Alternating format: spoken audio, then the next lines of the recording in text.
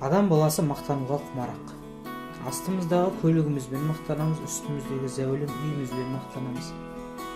Ал кейбіреулер көлігіндегі әдемі нөмірімен мақтанып жүр. Наңғара жігіттер, номерді қарасашы, номерді. Говновоздың номері.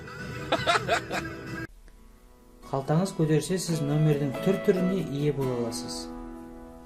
001, 002, 100 сынды номерлер көлігіңіздің көркін келтіріп, жұрттың назарын аудартады. Кейбір сөз өтімді қолы ұзындар тіпті нөмір салмайды жүргенін көріп жүрміз. Хош, енді осы нөмірлердің бағасына тоқталайық.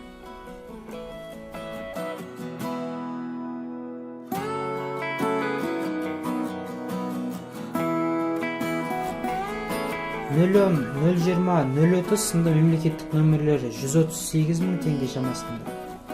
Ал әріпін тапсырысқа жаздырамын десеңіз, шамамен 276 мың теңге көлемінде. Ал 100, 111, 200, 220 деген нөмірлер 332 мың теңге көлемінде.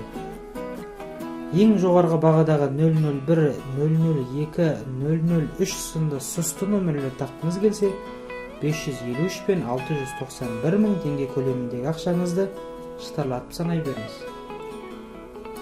Сұранысқа сай ұсыныс. Қандай нөмір қалайсыз, үкімет соны дер кезінде дайындап береді. Мәселен, алдыңғы жылы қазақстандықтар әдемі көлік нөмірлеріне 1 миллиард теңгеден астам қаржы жұмсаған екен. Көш бастап тұрған Алматы, Астана, Түркістан, Жамбыл және Қостанай қалалары.